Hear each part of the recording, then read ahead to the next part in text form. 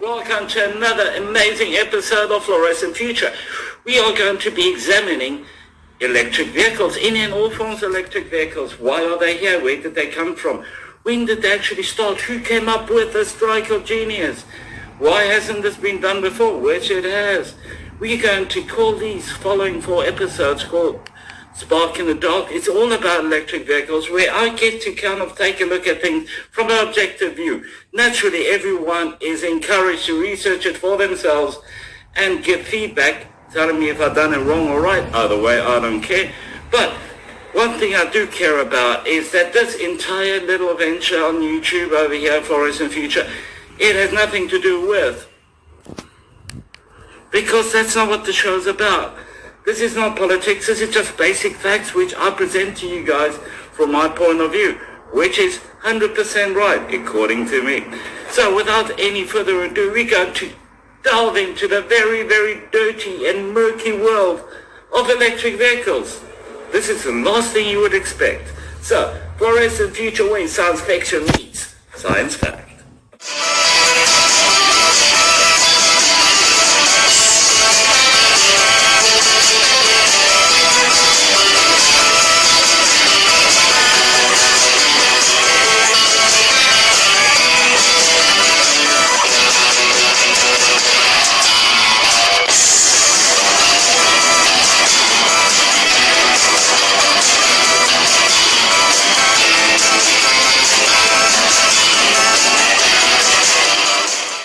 And advertising clearly states that you are absolute scum, you are trash, you are worthless if you do not drive an EV, an electric vehicle. If you have not made the change, if you have not swapped your gas guzzler for electric, you do not deserve to suck the same oxygen as the rest of us eco-bunnies.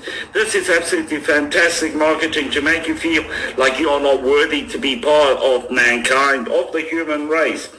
Now, I'd just like to quickly point this out. The whole idea of the electric vehicles have come through now is a beautiful thing, and are sorely needed, because we did accidentally trash the only home we got.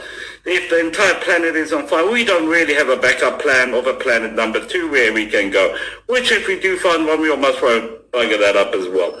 But that's not the point. The point is that all of a sudden, all electric vehicles have just appeared out of nowhere like bam. Fantastic, we finally got a savior. We go to make sure the planet can continue and we can actually change the world.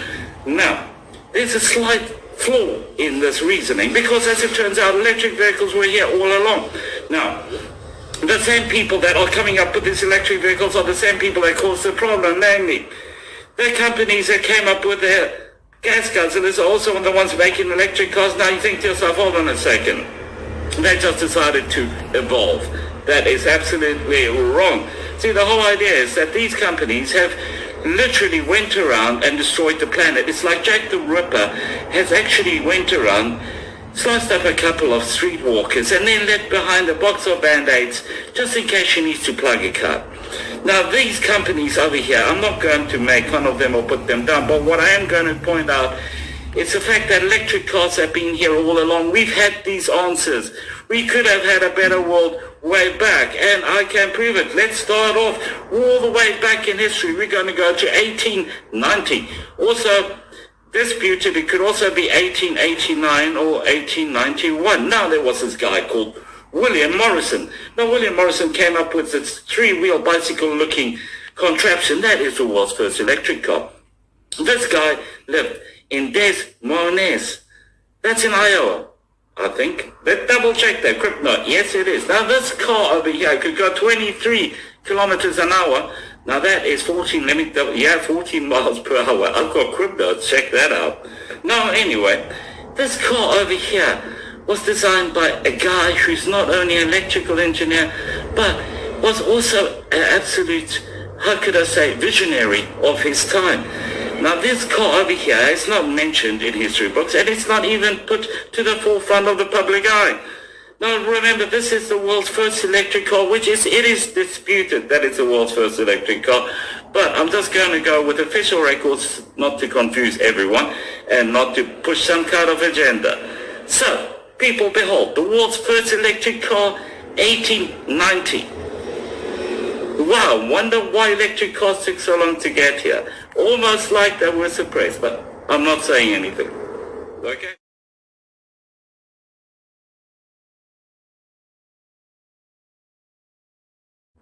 As the automobile came into its infancy and decided it's going to blossom all across the world, several different cars were actually proposed.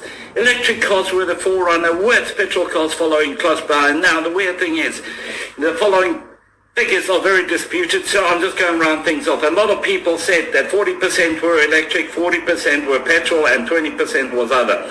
Others say 35% was petrol, 35% was electric, and the remaining 30% was other. Now, other being steam. Now, you're thinking to yourself, steam car, but that's not what this episode's about. It's about electric cars. Now, petrol cars, electric cars will constantly pit each other against each other to see who comes off best. Now, the weirdest part of this is that electric cars kept making an amazing splash, and they kept winning every single challenge that electric cars could possibly be presented with. Now, you're thinking to yourself, hold on a second. How is that possible? Because petrol cars were always put like they were in the forefront.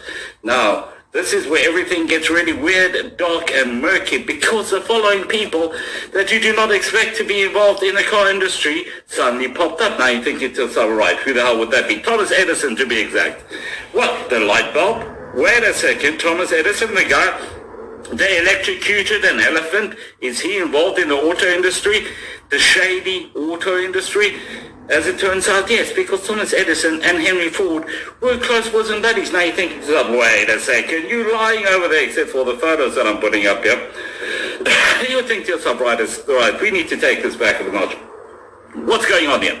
Right, now Edison and Ford got together and they were developing the first electric car that they could actually mass produce. And now you're thinking to yourself, hold on a second, is he making this up? Answer is, hell no. Now, Edison was developing a battery which was going to revolutionize electric cars, and all of a sudden, he just lost interest. Everything stopped, almost like he was paid off. As it turns out, money talks, and Edison listens.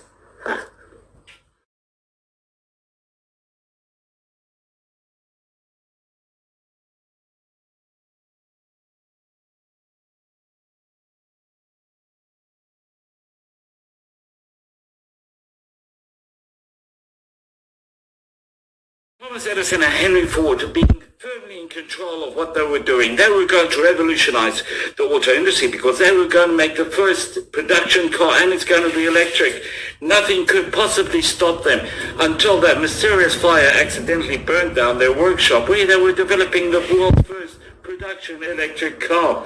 Now, this disaster over here was absolutely catastrophic because they had absolutely no backup notes or drawings of what they were working on. Everything burnt down in the mysterious fire. But thankfully, a really kind-hearted bank insurance company of those days decided they're going to pay out, no questions asked. And when Henry Ford decided he's going to actually do a new production car, it mysteriously changed from electric to petrol. Now this over here, you're wondering, is totally coincidental. But the weird thing is, the same people that paid out the insurance company were in with the oil companies. That's right. So altogether, we could see where certain people are drawing distinctions and saying this could be slightly corrupt, but that's not what the show is about. I'm just pointing out what I know and what I came across. Now, Henry Ford developed the petrol car, the Model T, and it was fantastic. It was praised worldwide, but no one actually remembers that the first Model T in development was actually electric. Just pointing that out.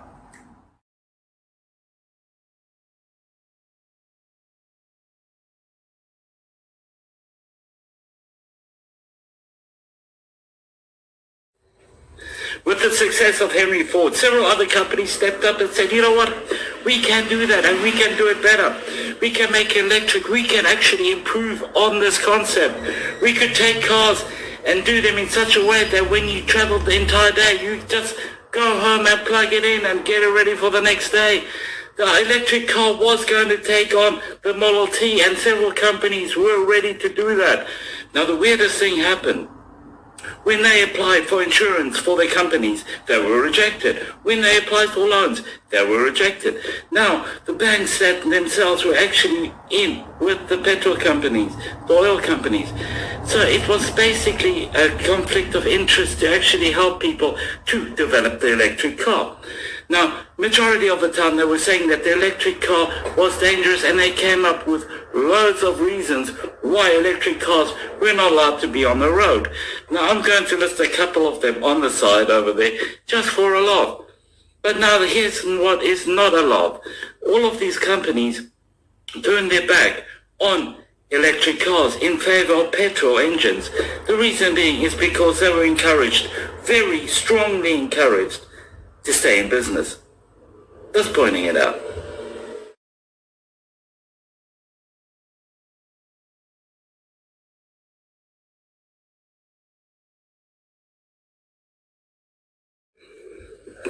In no way was this game rigged. Oh no. The dice were not loaded. Petrol engines were developed because they were a superior product.